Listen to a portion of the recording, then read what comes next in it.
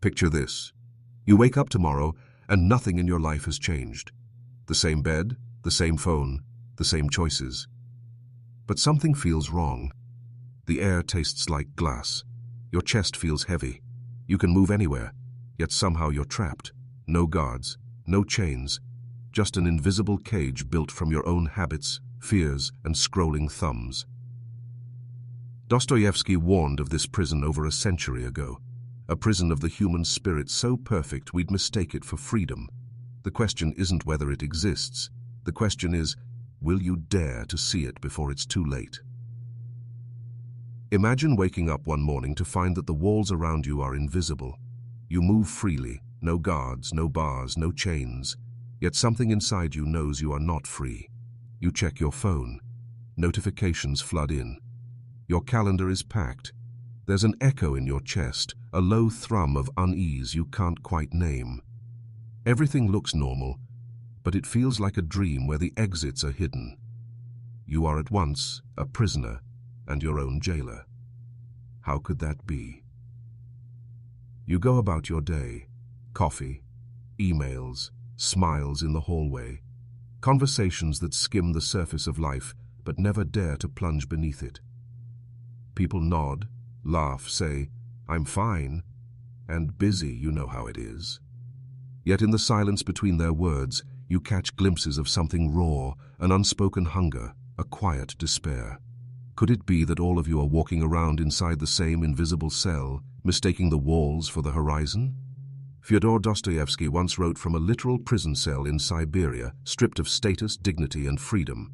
But what if the deeper prison he exposed was not made of stone and iron, but of habits, beliefs, and illusions? What if the modern world, its screens, its algorithms, its rituals of success, has perfected this prison, turning it into something seamless, even beautiful, so that you don't notice the lock-ins till it's far too late? Consider the paradox. Never in history have you been so free. You can choose what to watch, who to follow, which career to pursue, what identity to craft. Freedom of expression, freedom of choice, freedom to be yourself. And yet depression rates soar, anxiety gnaws at the edges of every moment, and countless people whisper at night to no one in particular, "Why do I feel so empty?"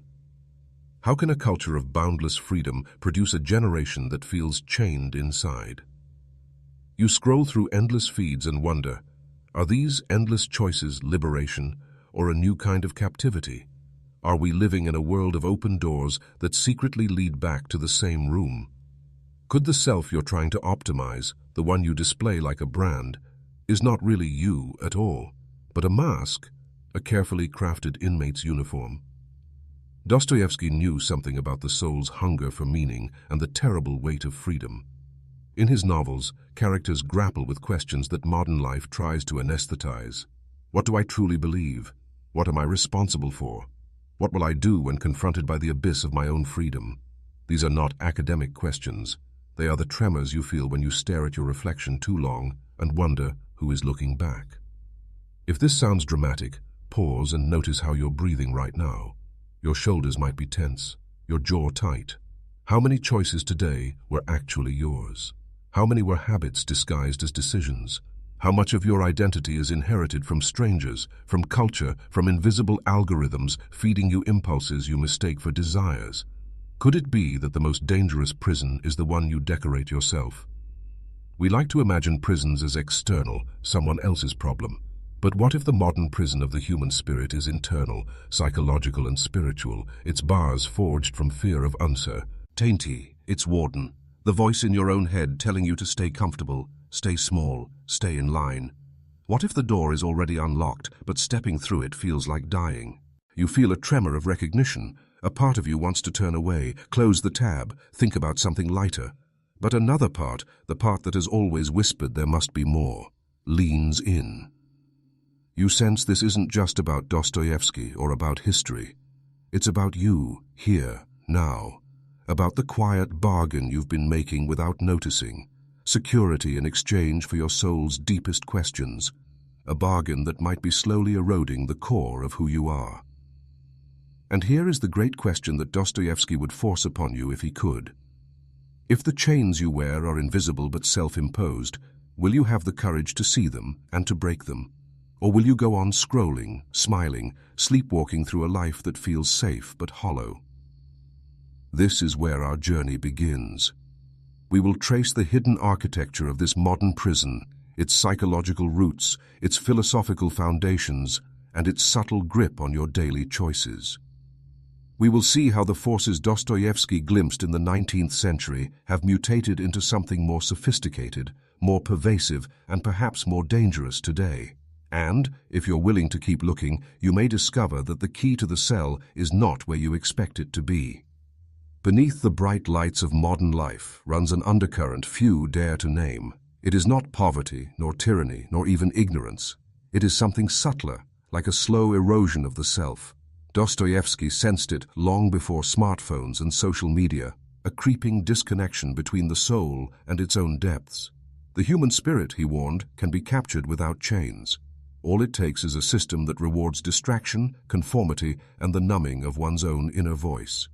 Pause and examine your own days. How many moments pass without reflection, without stillness? You move from one demand to the next, one notification to another, your inner monologue drowned in noise. The problem isn't merely busyness, it's the way that constant motion leaves no space for the deeper questions, the very questions that define your humanity. Without time to face your own interior life, you begin to outsource your meaning to whatever culture hands you. You start living as an echo rather than a voice. Carl Jung called this unexamined interiority the shadow, those disowned parts of ourselves we hide because they feel dangerous, shameful, or inconvenient. In a society obsessed with polished images and performative authenticity, the shadow grows larger, feeding on all the feelings we suppress. We curate our best selves online, but in the process, we banish the parts that might actually make us whole. The modern world, far from encouraging integration, monetizes our fragmentation. Every unhealed wound is a market opportunity. Every insecurity can be exploited. Friedrich Nietzsche saw a related danger. He warned that when traditional values collapse, societies often replace them not with true freedom, but with a herd morality, a set of unspoken rules designed to keep everyone comfortable and docile. In such a culture, your sense of right and wrong becomes external, dictated by the crowd. You cease asking, "Is this good?" and instead ask, "Will I be liked for this?" The bars of the prison tighten, but they are velvet-lined, and you thank them for keeping you safe. Arthur Schopenhauer went further, suggesting that much of what we call will is not conscious at all, but a blind striving embedded deep in our nature. Left unexamined, this will drive you into cycles of craving, consumption, and despair, endless attempts to fill a void that is, by design, unfillable. Modern marketing doesn't challenge this will, it weaponizes it. The algorithms know your hungers better than you do. They predict your next click, your next purchase, even your next relations. Ship impulse. In this way, the prison adapts to your psyche, fitting itself to your unique vulnerabilities. Aldous Huxley, writing of a future of painless concentration camps, envisioned a society where people would love their servitude. You don't need barbed wire when you have dopamine loops. You don't need a dictator when you have a feed you can't stop scrolling. The genius of the modern prison is that it convinces you there's no prison at all, only choice, entertainment, connection. And so the door remains unlocked, but you never reach for it. Even Viktor Frankl, who survived literal concentration camps, warned of a different kind of despair in free societies, the existential vacuum. When life lacks meaning, when purpose is outsourced, you feel a hollow ache even amid comfort. You fill it with busyness, with consumption, with distraction. But the more you fill, the emptier you feel. It's like drinking salt water, your thirst only grows. All these thinkers converge on a single insight. The human spirit does not thrive in a state of unconsciousness. Without self-examination, without wrestling with your freedom and your shadow, you drift into patterns not of your own making. You mistake the collective dream for your personal reality, and because everyone around you is drifting too, the illusion of normalcy hardens. The prison becomes invisible precisely because it is everywhere. Ask yourself, who would you be if you were stripped of your roles, your routines, your curated self-image? What would remain if no algorithm fed you a script? These are not idle questions. They are the questions Dostoyevsky's characters face when their illusions collapse, when the respectable man discovers his hidden cruelty, when the pious believer confronts his doubt, when the rebel realizes he has become what he hated. In Dostoyevsky's world, such moments are not catastrophes, but thresholds. Only when the mask cracks does the soul begin to breathe. And yet, modern culture encourages the opposite. It tells you to keep the mask intact, to optimize it, to brand it, to display it for likes. It frames the small cracks as failures to be patched, flaws to be filtered out. In doing so, it deprives you of the very crises that could awaken you. The prison thrives not just on your habits, but on your avoidance of pain, on your refusal to face the dark. Every time you turn away from discomfort, you reinforce the walls. This is the hidden problem, not that you lack freedom, but that you have been taught to fear the responsibility of freedom. You have been conditioned to trade authenticity for approval, meaning for distraction, wholeness for comfort. Like Dostoyevsky's underground man, you sense your own duplicity, but keep playing the part. And somewhere inside, a question echoes. How long can you live like this before something inside you dies? The truth, as Dostoyevsky saw it, is unsettling. You cannot destroy the prison until you are willing to see it. You cannot see it until you are willing to face the shadow. And you cannot face the shadow without risking everything you've built on top of it. That risk feels like annihilation, but it is the beginning of liberation. We are now at the edge of a deeper revelation. This invisible captivity is not just personal, but collective. It shapes not only your identity, but your relationships, your politics, your culture. It seeps into every system you touch, perpetuating itself through institutions, technologies, and norms.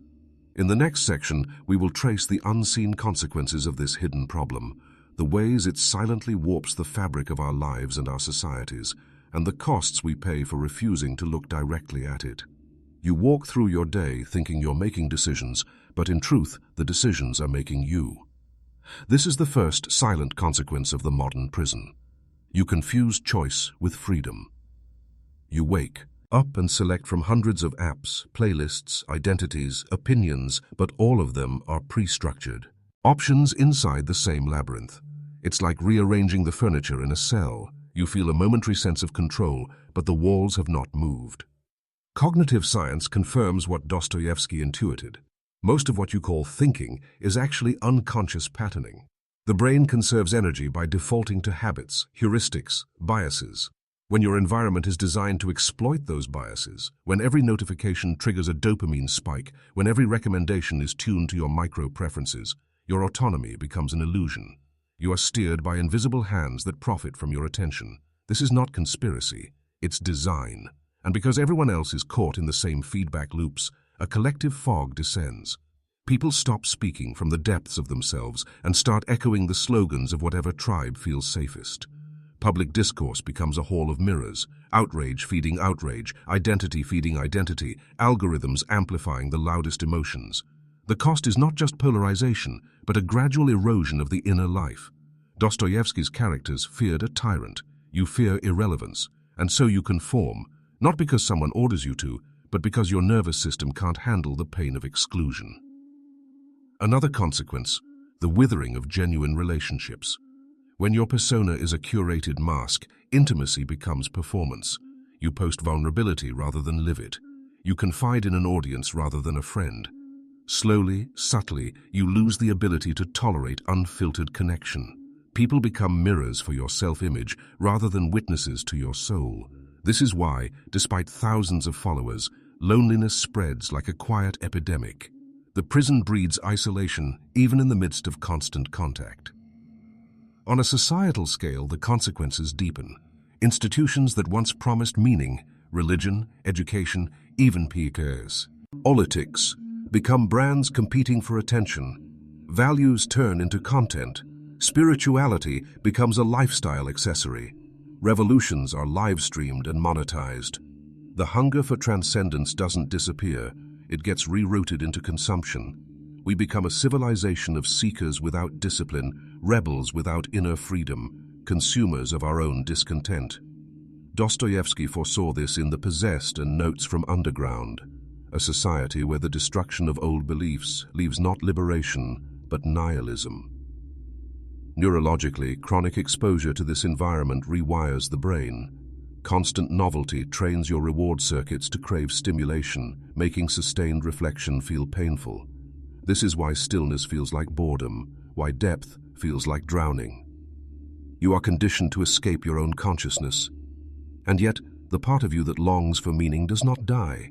It mutates into anxiety, depression, addiction. Gabor Mate describes addiction as an attempt to soothe unbearable pain. In a culture built on engineered craving, who among us is not an addict? The most insidious consequence is the quiet collapse of moral courage. When you outsource your values to the crowd, when your nervous system is hijacked by fear of exclusion, you become easy to govern. You censor yourself before anyone else needs to. You rationalize compromises that slowly hollow out your integrity. You keep telling yourself you're free because the alternative, that you're complicit in your own captivity, is too painful to bear. This is the banality of evil Dostoyevsky intuited before it had a name. Ordinary people doing harm not out of malice, but out of inertia, self-deception, and fear. Think of the underground man. He is not a villain, but a warning. A portrait of what happens when intelligence and freedom are divorced from responsibility. He rebels against the system, but cannot free himself from spite. He ends up in a self-constructed hell, blaming society for the very prison he maintains. This is the shadow of our age. Rebellion without self-knowledge, outrage without inner transformation. We march, tweet, post, cancel, but rarely stop to ask whether our actions are arising from clarity or from the same unconscious forces we oppose. These consequences are not abstract.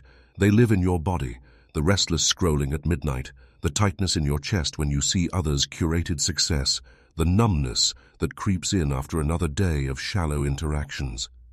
They live in your relationships, the arguments that go nowhere because both people are defending masks, not truths. They live in your culture, the constant churn of trends, the rise and fall of movements that promise change but deliver spectacle. Dostoyevsky would tell you this is not just unfortunate. It is spiritually dangerous. A human being cut off from their depths is susceptible to any ideology, any authority, any seduction that offers certainty. Without a grounded sense of self, freedom becomes unbearable. And when freedom feels unbearable, you will trade it for almost anything: comfort, distraction, even tyranny. This is how invisible prisons prepare the way for visible ones. Ask yourself now, how many of your daily actions are truly voluntary? How many of your beliefs have you wrestled with until they became your own? How often do you sit in silence long enough to hear a thought that isn't pre-programmed? These are uncomfortable questions, but they are the only questions that can pierce the fog. Because until you see the consequences of the invisible prison, you cannot rebel against it. You will keep mistaking the bars for the horizon, the mask for the face, the algorithm for your will. Seeing the consequences is painful, but it is also a kind of grace. For what you see clearly, you can begin to change. In the next section, we will step across that threshold. We will explore the rebellion. Jasil, how to break free, the radical shift in perspective that Dostoyevsky hints at in his most powerful characters. It is not a simple technique, nor a quick fix. It is a confrontation with the very things you've been taught to avoid, but on the other side of that confrontation lies something rarer than comfort: inner freedom. The first step of rebellion is not action, but sight. You cannot escape a cell you refuse to acknowledge. You have already felt the tremors, the vague emptiness, the exhaustion beneath your productivity, the loneliness inside your connectivity. This discomfort is not a defect. It is the first crack in the wall. Dostoyevsky understood this. His characters rarely find freedom through comfort. They find it through crisis, through the shattering of illusions, the confrontation with their own shadows, and the acceptance of radical responsibility. Imagine you're standing in a dimly lit corridor. All your life you've walked back and forth along its walls, believing it to be the world. Now, for the first time, you see a faint outline of a door. It's unlocked, but crossing it means stepping into the unknown. Your mind whispers, "Stay. It's safer here." This is the pivotal moment. The prison isn't a place, it's a pattern. Breaking free isn't about overthrowing the world outside, but dismantling the world inside. The routines of avoidance, the myths of comfort, the lies you tell yourself to stay numb. Carl Jung called this process individuation, the integration of the self, including the shadow. It is the opposite of self-branding. It is not polishing your persona, but meeting the disowned parts you have hidden. This means sitting with uncomfortable emotions instead of scrolling past them. It means admitting the contradictions in your character instead of projecting them onto others. It means refusing to reduce yourself to the metrics of likes, followers, and productivity, and instead cultivating inner metrics, depth, honesty, courage, compassion. Dostoyevsky's heroes often undergo a kind of moral and spiritual trial. Raskolnikov, in Crime and Punishment, cannot free himself until he confesses not only his crime, but his inner arrogance. Ivan Karamazov in The Brothers. Karamazov is undone not by external punishment, but by the collapse of his intellectual pride. These journeys are not comfortable, but they are liberating because they shatter the false self. Only when the mask cracks can the soul breathe. In your own life, the rebellion begins by questioning, what am I pretending not to know about myself? Another act of rebellion is reclaiming your attention. In an economy built on hijacking your focus, attention is an act of defiance. Set aside times with no screens, no noise, no inputs, just you and the raw presence of your own mind. At first it will feel unbearable, like withdrawal. That's how you know you're reclaiming your autonomy. Dostoyevsky wrote his greatest works in exile and poverty, stripped of distractions. His suffering became a furnace for insight. You don't need to exile yourself to Siberia, but you do need to create inner space where your authentic thoughts can surface. Freedom also requires the courage to suffer consciously. This does not mean seeking pain for its own sake. It means no longer running from the pain that is already yours. Viktor Frankl wrote that between stimulus and response, there is a space, and in that space lies your power and your freedom. That space expands every time you choose to face discomfort rather than anesthetize it. Each small act of conscious suffering weakens the bars of the prison. Each time you tell the truth when a lie would be easier, you strengthen the muscles of freedom. Rebellion is not solitary heroism, but a new form of relationship. You cannot escape the prison while clinging to masks, and you cannot drop the mask alone. Seek out people who value depth of performance, who can witness your shadow without recoiling. Speak vulnerably, not performatively. This is risky, true intimacy always is, but it breaks the cycle of curated selves mirroring each other. Dostoyevsky's novels are full of unlikely, messy, redemptive encounters where one person's honesty ignites another's transformation. Your rebellion may begin in solitude, but it matures in authentic connection. Finally, rebellion is a shift from blame to responsibility. The invisible prison thrives on your belief that someone else must liberate you, an algorithm, a movement, a savior, a perfect system. Dostoyevsky dismantles this fantasy. His characters discover that freedom is not granted, it is seized. This does not absolve society of its manipulations, but it places the key in your own hands. You cannot control the culture, but you can stop colluding with it. You can choose depth over distraction, truth over image, courage over comfort, even when no one else is watching. This rebellion is not dramatic. No one may notice at first. It happens in micro-choices, pausing before reacting, questioning before posting, sitting in silence instead of reaching for stimulation. Each act reclaims a small piece of your soul.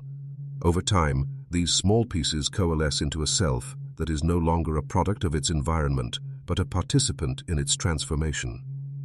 You stop living as a reaction and start living as an origin. And here is the paradox Dostoyevsky leaves you with. The prison you feared was keeping you safe was in fact keeping you small. Stepping out feels like loss, but it is the loss of a mask. What remains is not emptiness, but space. Space for meaning, for conscience, for genuine freedom. This is not the end of struggle. It is the beginning of a life worth struggling for. In the next section, we will cross the final threshold. We will explore the ultimate truth, the deepest realization at the heart of Dostoyevsky's vision. It is the insight that reframes not only the prison and the rebellion, but the very nature of your existence. It is not a tidy resolution, but a call to live awake, no longer a captive of illusions, but a co-creator of your own freedom. You have followed the corridors of the invisible prison, seen its foundations, felt its consequences, and begun to sense the rebellion stirring inside you. But there is a deeper layer still, the one Dostoyevsky pressed his characters toward again and again. It is the moment not of escape, but of awakening. And it begins with a shocking recognition. The prison and the self you thought were separate are, in some sense, the same. This sounds unbearable at first. You want to believe the chains are external, the mask imposed, the system to blame. And yes, society conditions you, algorithms exploit you, culture shapes you. But beneath all of this lies a truth Dostoyevsky's characters eventually confront. The walls of the cell are built, brick by brick, out of your own avoidance, your own denial, your own fear of freedom. The warden is the voice that whispers, "I'd rather stay comfortable than awake." The door is unlocked not because the world is merciful, but because no one but you can open it. This realization does not produce shame. It produces a strange, quiet power. If you helped build the prison, you can also dismantle it. If the bars are your own illusions, you can begin to see through them. This is why Dostoyevsky's novels end not with grand victories, but with moments of radical humility. A murderer kneeling in confession, an intellectual falling silent before mystery, a cynic weeping in the arms of someone they despised. These are not defeats, but births. The false self dies so that something larger, freer, more human can emerge. The ultimate truth is not that freedom is given or taken. It is that freedom is an interior stance, one you can practice even under oppression, even in Siberia, even in a life that feels trapped. Viktor Frankl discovered this in the camps. Everything can be taken from a man but one thing, the last of the human freedoms, to choose one's attitude in any given set of circumstances. Dostoyevsky intuited the same decades earlier. The state may confine your body. Algorithms may manipulate your impulses, but nothing can compel your inner assent except your own fear. What emerges from this recognition is not a tidy sense of control, but a profound sense of responsibility. You realize you cannot blame society for your refusal to awaken. You also realize you cannot wait for the world to become just before you live with integrity. Freedom begins now, in the smallest choice you make to tell the truth, to face discomfort, to act from conscience rather than compulsion. It is not glamorous. It may look from the outside like nothing at all, but internally, it is seismic. Another dimension of the ultimate truth is paradoxical. To be fully free, you must accept your limits. The false self wants omnipotence, total control over outcomes, constant reassurance, endless comfort. But the deeper self, the one Dostoyevsky called the soul, is liberated not by domination but by surrender, by acknowledging your vulnerability, your interdependence, your mortality. This surrender is not submission to tyranny, it is alignment with reality. You stop clinging to the impossible and begin living in the real. And in that reality, you discover a dignity no algorithm can give or take away. This is why Dostoyevsky's most luminous characters, Alyosha Karamazov, Sonia Marmeladova, shine not because they escape suffering, but because they meet it with courage and compassion. They embody a freedom that exists even in the midst of constraint. They are no longer defined by the prison, nor by rebellion against it, but by something deeper, a quiet, steady presence that cannot be bought, or broken. This presence is available to you too. It is not a personality trait, but a practice of living awake. So the final realization is not a technique, but a turning. You turn from spectacle to silence, from performance to presence, from blame to responsibility, from avoidance to truth. You stop asking, how can I be free from suffering? And start asking, how can I be free within suffering? You stop waiting for the world to change and begin to embody the change. You become less reactive, more conscious, more rooted. You stop looking for the key and realize your seeing is the key. And here is the strange grace Dostoyevsky leaves you with. The very cracks in your life, the boredom, the emptiness, the anxiety, are not proof you're broken. They are openings. They are the pressure of your deeper self pushing against the walls. They are invitations to step out of the corridor into a wider space of being. To accept them is to begin your liberation. To run from them is to reinforce the bars. Picture this. You stand again at the invisible door. This time, instead of hesitating, you place your hand on it. It swings open silently. Nothing dramatic happens. The world outside looks the same, but inside you, something shifts. You are no longer an inmate rearranging furniture. You are a person who has seen the room for what it is. The prison may still exist, but its power over you has begun to dissolve. You can walk back into it if you must, but you know it's a room, not the horizon, and knowing this changes everything. This is the freedom Dostoyevsky offers, not escape, but awakening, not perfection, but presence, not a life without struggle, but a life no longer lived in chains. It is not easy, it is not quick, but it is real, and it is waiting for you, here, now, in the next honest breath you take. So as you finish this journey, don't rush to act. Sit for a moment in the unsettling clarity. Feel the weight of your own agency. Ask yourself quietly, if my prison is self-made, what will I stop building today? And listen, not to the noise, not to the algorithms, but to the faint, steady pulse beneath it all. That pulse is your life, waiting to be lived freely. It has been there the whole time, behind the bars, behind the mask, behind the noise. The cell door is unlocked. Step through,